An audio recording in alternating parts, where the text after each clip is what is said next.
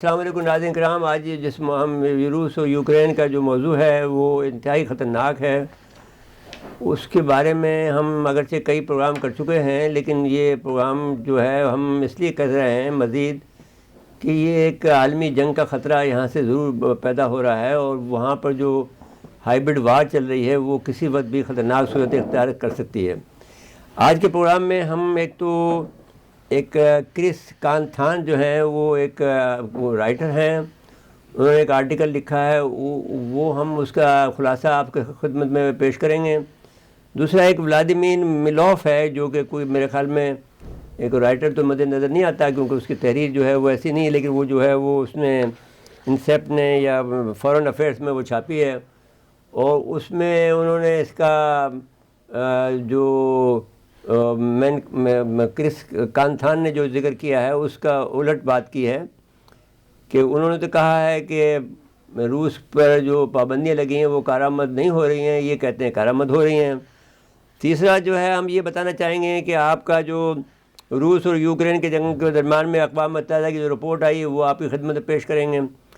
اور چوتھا جو ہم یہ کریں گے کہ انڈیا کے درمیان میں جو روس اور انڈیا کے درمیان میں جو پینگیں بڑھ رہی ہیں اور جو تیل کی جو فراہمی ہو رہی ہے وہ کس قدر ہو رہی ہے، اس پر ہم ایک ویڈیو آپ کو دکھائیں گے۔ لیکن آپ تو اس پر ہم جب گفتگو کرتے ہیں تو اس میں جو کرس کانتھان نے اپنے مضمون میں لکھا ہے کہ فرانس صدر میکرون نے ایک تعجب خیز بیان جاری کیا ہے، جس میں انہوں نے کہا ہے کہ ہمیں روسی صدر کا جائز نقطے کو پیش نظر رکھنا چاہیے،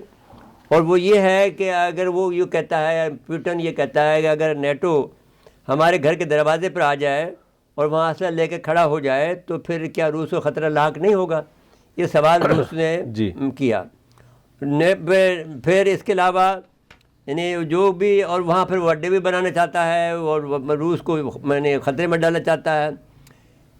نیٹو جو روس کے خلاف بنا اور جو ماضی میں خطرہ بنا رہا ہے، اور اب وہ یوکرین میں آ کر اپنے اڈے بنانا چاہتا ہے، تو سارا سچ یہ ہے کہ مغرب کی روس کے لیے جو مغرب توہین کر سکتا ہے پیوٹن کی یا روس کی، وہ یہ پولیٹیکل توہین ہے اس کی، اور جو اس پر یہ میکرون کا کہنا ہے کہ یہ پولیٹیکل توہین ہے اس کی، اور وہ اس کو کس طرح برداشت کر سکتا ہے سیاسی جو۔ اس کے علاوہ اس نے کہا ہے، میکرون نے کہا ہے، جو کہ فرانسیسی صدر ہیں، کہ پیوٹن نہ تو ظالم ڈکٹیٹر ہے، نہ وہ اس لیے اس کے خلاف ہم یہ بات بھی نہیں کر سکتے کہ کوئی نازی ٹائپ کا کوئی آدمی ہے تو ہم اس کے خلاف کام کریں۔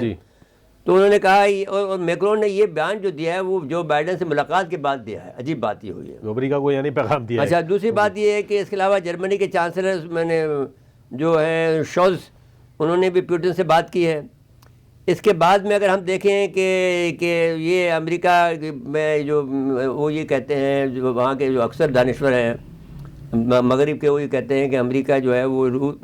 روس کے اندر اور یہ یوکرین کے اندر پراکسی جنگ ہار رہا ہے۔ اس پر ہم نے پہلے بھی ایک بات کی ہے، لیکن اس پہ انہوں نے جو باتیں کی ہیں اس میں کہا ہے کہ ہم اس میں 7 نقطے آپ کے سامنے پیش کرتے ہیں۔ کہ پہلی بات تو یہ ہوئی ہے کہ امریکہ کو اور مغرب کو روس کی حمایت حاصل، یعنی عالمی برادری کی حمایت حاصل نہیں ہوئی ہے کہیں طرف سے، کسی طرف سے بھی ہوئی۔ حد تو یہ کہ جو ان کا تابع دار ملک ہے، جو کانٹیننٹ ہے وہ یورپ ہے، اس میں بھی بڑی سخت بے چینی ہے۔